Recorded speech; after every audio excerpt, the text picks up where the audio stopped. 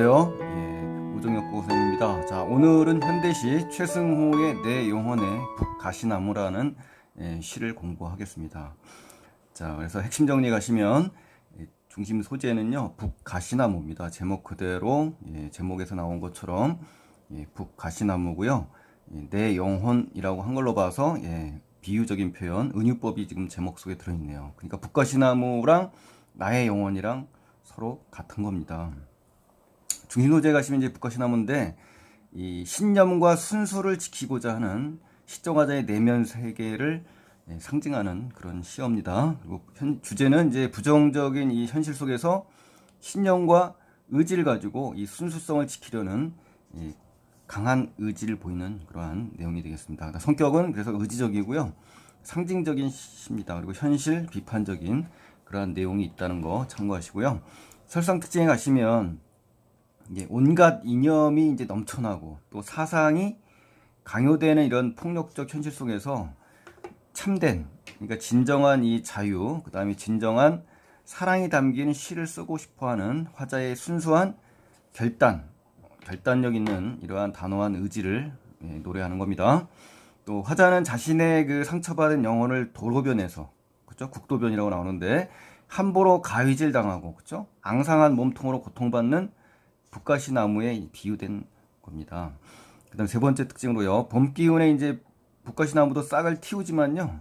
낫과 톱으로 상징되는 이런 부정적 현실 때문에 북가시나무는 위협을 받습니다. 그래서 이러한 내용 살펴볼 수 있고요. 네 번째로는 이제 화자가 북가시나무에 잎이 달리고 뭐 과일이 열린 듯 참다운 자유와 사랑이 넘치는 시를 쓰기를 소망하고 바랍니다. 그리고 시퍼런, 초록, 금빛이라는 이러한 색채어를 사용해서요. 훨씬 더 선명한 이미지를 보여주고 있습니다. 또 자연과 인간의 모습을 대응시킵니다. 이 대응이라는 것은 짝을 이룬다는 거예요. 그래서 앙상한 나뭇가지에 새싹이 돋아나듯 이러한 황폐해진 이 화자의 영혼에도 순수하고 자유로운 하늘 아래에서 다시 살아나기를 소망하는 겁니다. 그래서 중요한 표현이니까 정확히 알아두시고요. 또 부조리한 현실 속에서도 자유로운 이상을 꿈꿉니다. 갈구하지만 결국 벌목꾼의 난립, 그리고 이념과 주의에 의해서 영혼의 팔다리가 잘려나가는 모습을 형상화하면서요.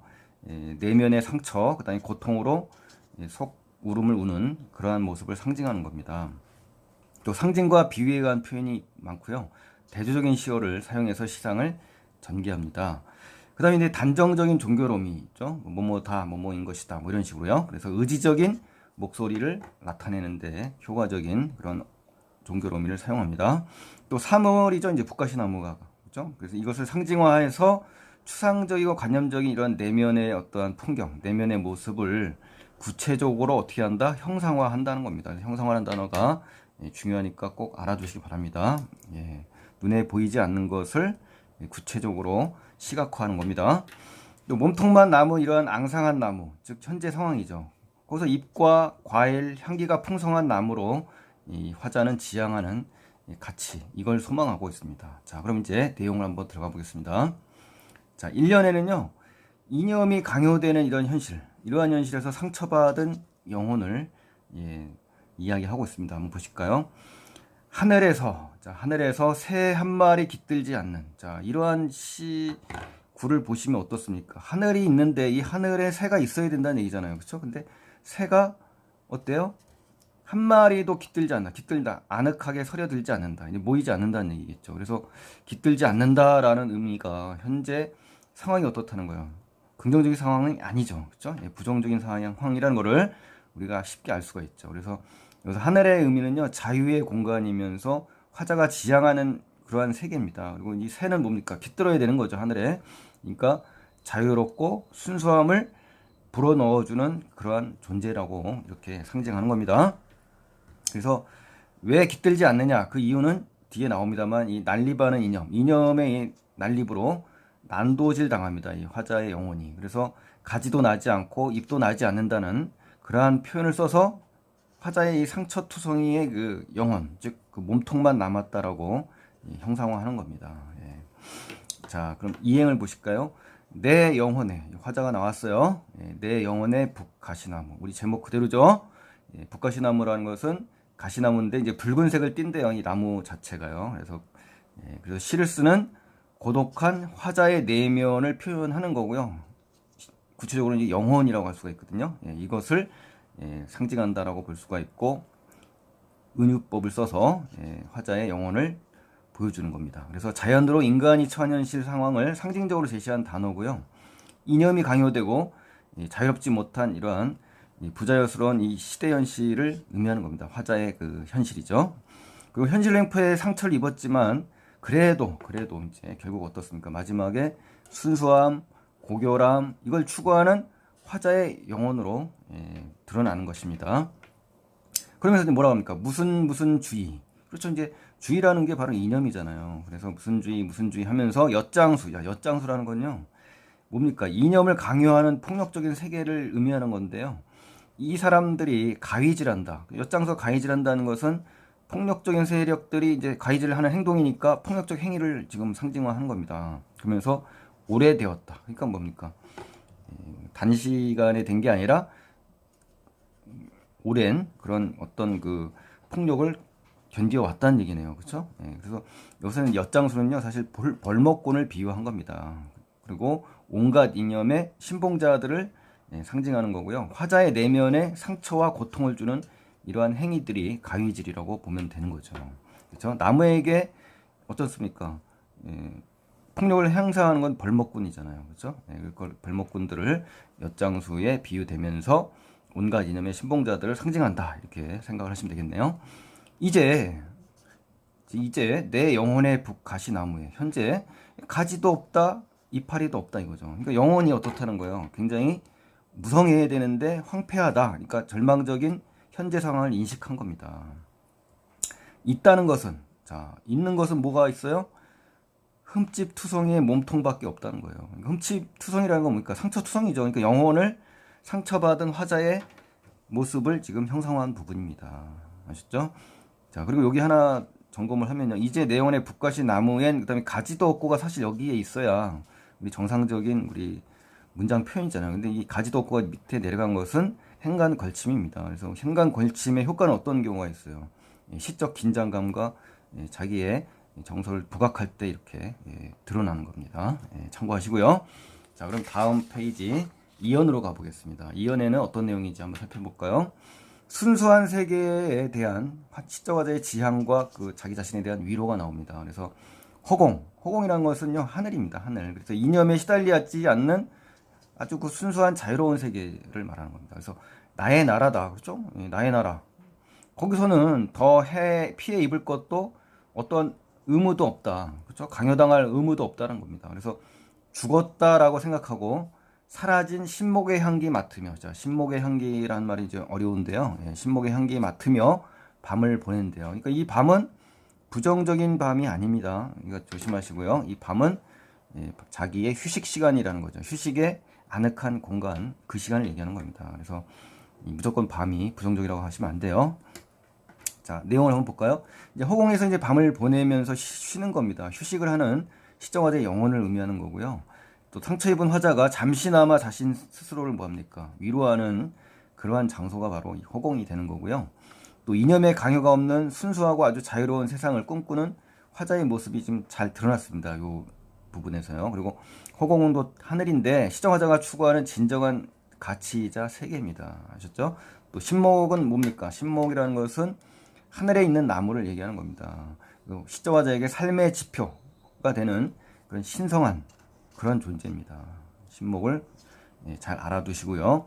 또 밤이라는 건요, 화자가 지향하는 가치입니다.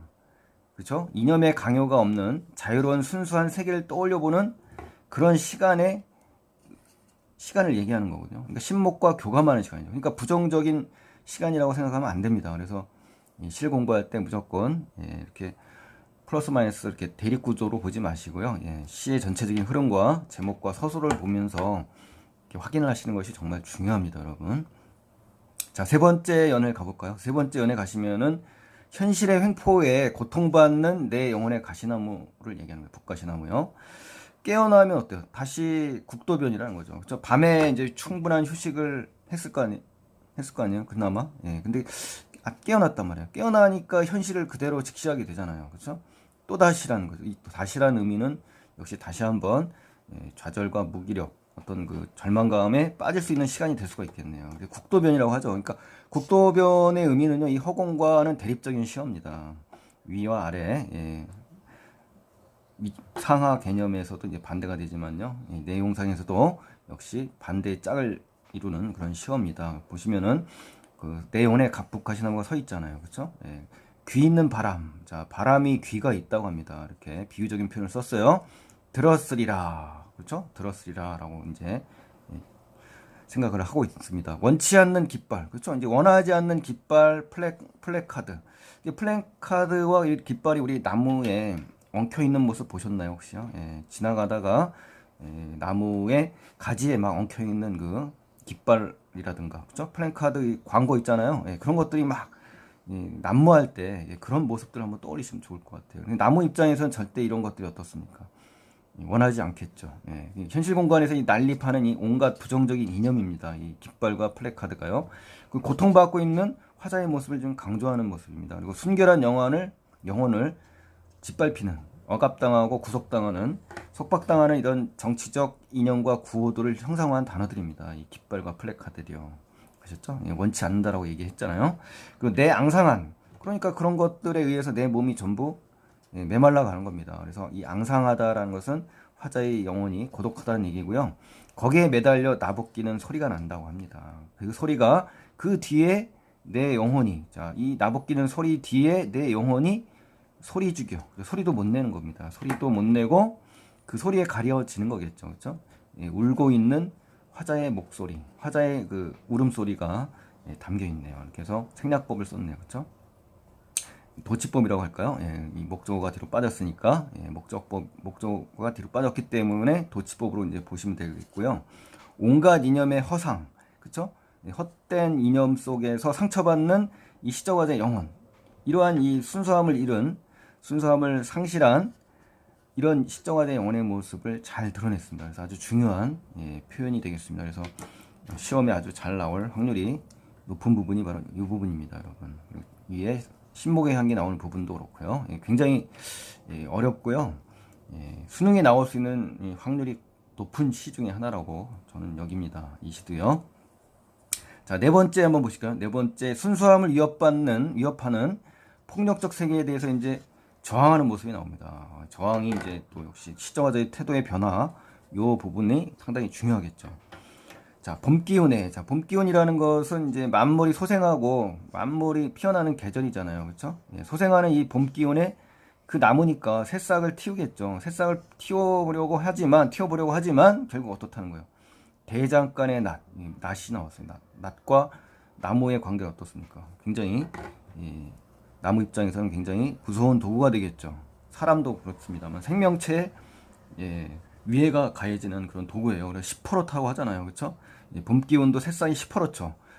낫도 시퍼렇다는 얘기입니다. 그래서 이 생기를 띠고, 그렇죠? 생기를 띠고. 자, 이 봄 기운이 생기가 띄어야 되는데 대장간의 낫이 생기를 띈다라는 것은 지금 뭔가 주객이 전도된 상황입니다. 그래서 서슬푸른 낫, 그렇죠? 동시에 생기를 띠며 자신을 위협하는 모습을 형상화한 겁니다. 톱니들이 갈수록 뾰족하게 빛이 난다. 그렇죠? 굉장히 위협적인 모습입니다. 그래서 화자의 영혼을 위협받고 있는, 그렇죠? 억압적이고 폭력적인 이 상황을 제시한 거고요. 화자의 내면에 상처와 고통을 주는 행위가 되겠죠. 그래서 살벌한 몸통으로, 그렇죠? 살벌하겠죠? 몸통으로 서서 반역한다고 합니다. 이 반역이라는 의미가 중요한데요. 내 영혼에 북가시나무요 하면서 영탄법이 쓰였네요. 자신의 영혼을 지키고자 수호하고자 하는 시적화자의 대결 의지가 나온 거고요. 북가시나무가 이제 알몸으로 이제 저항하고 항거하는 거 아닙니까? 그래서 온갖 위협으로부터 순수함을 지키려고 하는 이 대결의 의지를 열정적으로 지금 불태우는 그러한 면입니다. 그래서 이 부분도 굉장히 중요합니다. 아셨죠? 이 부분을 반드시 기억을 하셔야 되고, 자, 오연을 한번 보실까요? 자, 아름다운 시 창작에 대한 소망과 영혼이 고독하다. 뭐 이런 도치법이 많이 쓰였고요. 시를 쓰고자 하는 의지로 변모하게 되는 겁니다. 이 대결하는 의지에서 뭐로 바뀐다? 시를 창작하려고 하는 의지로 이렇게 변모한다라는 거 꼭 기억하시기 바랍니다. 자, 볼까요? 잎사귀 달린 시. 시가 이 시를 읽으면서 이 부분에서 아주 무한한 감동을 느꼈습니다. 어떻게 이런 말들을 표현했을까? 정말 시인은 남다르다라는 생각을 했습니다. 과일을 나눠주는 시, 정말 이 시도 이 식구가 정말 대단히 감동이 밀려오는 그런 식구였어요. 처음 읽어봤을 때 잎사귀가 달렸죠. 시가 또 과일을 나눠준다고 하지 않습니까? 대상에 이제 인격을 부여한다. 이 의인법을 쓴 거고요. 이 부분이 시적 상황을 구체적이고 또 생동감 있게 표현하는 겁니다. 그러니까 자기가 이제 시적 화자가 시를 쓰는 데 있어서 이 나무잖아요. 화자의 영혼이 그렇죠? 과일을 맺게 해주고 또 잎사귀가 달린 그러한 나무의 모습으로 시를 쓰겠다는 겁니다. 이게 참 기가 막힌 표현이죠. 언젠간 나도 그렇게 쓸 수 있으리라 라고 하면서 결연한 의지를 보인 거고요. 초록과 금빛의 향기를 뿌리겠다. 그러니까 이제 감각의 전이가 일어난 겁니다. 그래서 공간학적 표현이 들어간 거고요. 화자가 이제 시를 창작할 거 아닙니까? 그 아름다움 정서를 갖다가 구체화한 겁니다. 그렇죠? 그 아름다운 정서를 구체화해서 이렇게 잎사귀 달린 시라든가 과일 나눠준 시라든가 초록과 금빛의 향기를 뿌린다든가 이러한 시구로 표현을 한 겁니다. 정말 대단히 멋진 그러한 구조인 것 같아요. 그래서 화자의 이 소망과 바람을 나열한 거고요. 열거법이 쓰인 거고요. 미래에 대한 화자의 소망 또 기대감을 드러낸 겁니다. 그래서 자신도 영원히 소생해서 부활해서 자유로움 또 사랑이 가득한 시를 쓸 수 있기를 소망하는 거예요. 그래서 풍요롭고 순수한 영혼의 결실이 되는 거죠. 그렇죠? 그래서 시를 꽃 피우고자 하는 그런 모습을 나타내는 겁니다. 그래서 그 꽃으로 밝은 미래 또 새로운 시대를 막고자 하는 거고요. 나 자신의 변모는 곧 세계의 변모를 가져온다라고 이제 시인 자신이 이야기했다고 합니다. 그러니까 내가 변해야 세계가 변한다라는 인식을 한 거죠. 그래서 여기서 나오는 시는 곧 나무의 비유가 된 거고요. 풍요롭고 순수한 영혼의 결실로서의 시를 의미하는 겁니다. 그래서 이 시의 의미 또 나무의 의미 잘 기억을 하시기 바랍니다. 아주 중요합니다. 자, 하늘에도 새 한 마리 깃들어 지적이지 않아도 그렇죠. 현실적으로 부정적인 상황이 와도 나는 이렇게 시를 쓰고자 한다라는 결연한 의지를 보이는 그러한 시라고 볼 수가 있네요. 참 어렵습니다. 어렵고 중요하네요. 전부 하나하나 연들이 절대 놓쳐서는 안 되는 그런 부분들이기 때문에 올해 수능 완성에 실렸다는 거는 이제 올해 수능에 직결될 수 있는 확률이 높아요. 그래서 제가 수능 완성 강의 전부 하고요. 수능 특강 강의를 전부 하고요. 수능 완성 강의 하면서 느낀 것이 나올 수 있는 시인 중에 하나가 이제 여러분 참고하시면 한용운 씨가 있죠. 한용운 수의 비밀 그렇죠? 그다음에 김소월 그다음에 지금 배운 바로 이 시입니다. 최승호 시인 북가시나무가 나올 확률이 높은 것 같아요. 딱 정하라 그러면 현재 3명이 물망에 올랐습니다. 나중에 한번 제가 이제 수능에 나올 작품들을 목록을 한번 올려보겠습니다. 그때 한번 기대해 주시고요. 일단 현재는 이제 3명이 눈에 띄네요. 그리고 고전소설, 현대소설, 그 다음에 각 장르별로 다 생각해낸 작품들이 있습니다. 나중에 기회가 되면 올려드리겠습니다. 자, 오늘 공부 많이 잘 하셨고요. 도움이 되셨다면 구독 버튼 눌러주시고요. 좋아요 버튼 눌러주시면 고맙겠습니다. 감사합니다.